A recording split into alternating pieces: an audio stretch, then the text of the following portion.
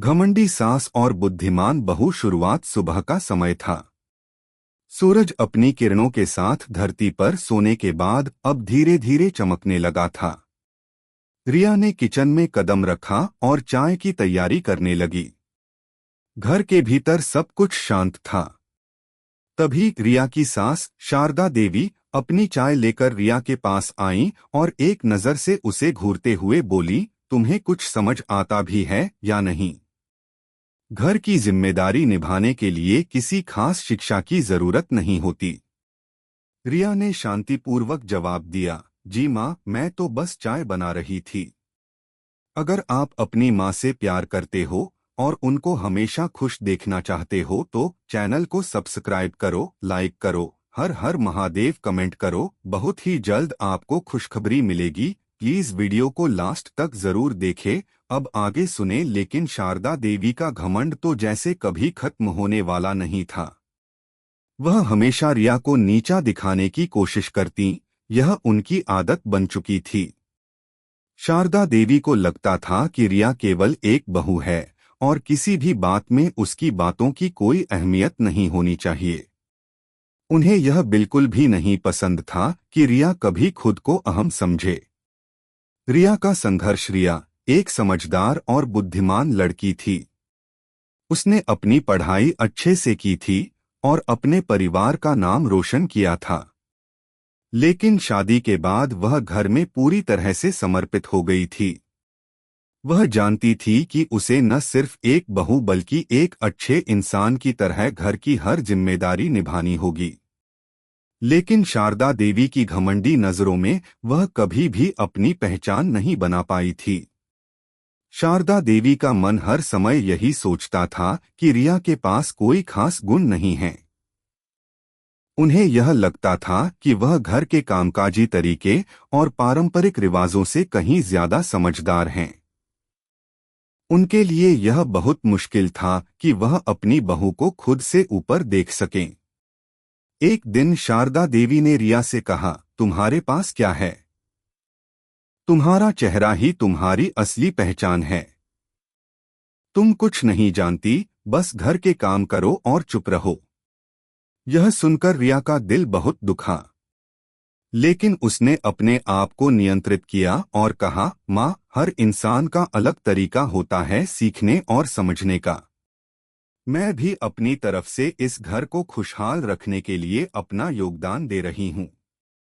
शारदा देवी को यह जवाब सुनकर गुस्सा आ गया, लेकिन उन्होंने कुछ नहीं कहा। उनके लिए यह बर्दाश्त करना कठिन था कि कोई उन्हें जवाब दे। रिया की चतुराई। समय बीतता गया और रिया ने धीरे धीरे अपने बुद्धिमानी और समझदारी से घर में बदलाव लाना शुरू किया। शारदा देवी हमेशा पुराने तरीके से घर के कामकाज करती थीं, लेकिन रिया ने कुछ नए तरीके अपनाए जो सभी के लिए फायदेमंद साबित हो रहे थे। रिया ने घर में सास बहू के रिश्ते को बेहतर बनाने के लिए कई छोटे छोटे कदम उठाए थे। रिया ने घर के बाकी सदस्यों से प्यार और सम्मान पाया और एक दिन उसके इस बदलाव को देखकर शारदा देवी के मन में हलचल मच गई। उन्होंने देखा कि रिया ने सिर्फ घर के काम ही नहीं किए, बल्कि परिवार की आर्थिक स्थिति को भी मजबूत किया। रिया ने अपने हुनर और समझदारी से घर के कामकाजी तरीके में सुधार किया था और परिवार के लिए एक छोटी सी दुकान भी शुरू की थी, जो धीरे धीरे चल पड़ी। शारदा देवी का मन समझने लगा था कि रिया ने जो किया वह कुछ खास था। एक दिन शारदा देवी ने रिया से कहा, तुमने घर को बहुत अच्छा चला लिया है, मुझे यह स्वीकार करना पड़ेगा। रिया मुस्कुराई और कहा, माँ, मुझे आपका आशीर्वाद चाहिए था और आज मैं आपके साथ मिलकर इस घर को और बेहतर बनाना चाहती हूँ। बदलाव का आरंभ। समय बीतने के साथ शारदा देवी ने रिया की समझदारी और प्रयासों को सराहना शुरू किया। वह अब धीरे धीरे समझने लगीं कि रिया ने जो काम किया था वह न केवल घर के लिए बल्कि पूरे परिवार के लिए महत्वपूर्ण था।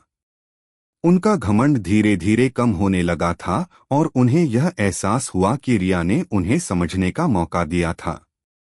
एक दिन शारदा देवी ने रिया से कहा, मेरी बहू, तुमने मुझे सिखाया कि किसी को नीचा दिखाने से कुछ नहीं मिलता, बल्कि उसे समझने की कोशिश करनी चाहिए।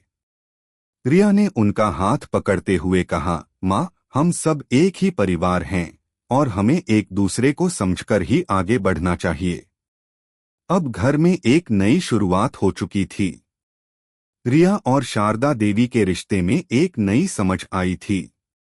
रिया ने अपनी चतुराई और समझ से सास के दिल को जीत लिया था और शारदा देवी ने भी बहू को स्वीकार कर लिया था। सास बहू का प्यार अब घर में शांति और खुशहाली छा गई थी। शारदा देवी और रिया के रिश्ते में वह पुराने विवाद नहीं थे। शारदा देवी अब रिया को एक बुद्धिमान और समझदार बहू मानने लगी थीं। रिया ने भी अपनी सास का आदर करना शुरू किया और दोनों के बीच का रिश्ता मजबूत हो गया था। एक दिन शारदा देवी ने रिया से कहा, तुमसे बहुत कुछ सीखा है मैंने। तुम सच में बहुत समझदार हो। रिया ने मुस्कुराते हुए कहा, माँ, यही तो परिवार की असली ताकत है, एक दूसरे को समझना और साथ रहना। अब घर में सास बहू का रिश्ता प्यार और सम्मान से भरपूर था। सबका जीवन सुखी और समृद्ध था और यह सफलता दोनों के एक दूसरे की समझ और समर्थन का नतीजा थी। कैसी लगी आपको कहानी? प्लीज कमेंट करो, लाइक करो, सब्सक्राइब करो। धन्यवाद।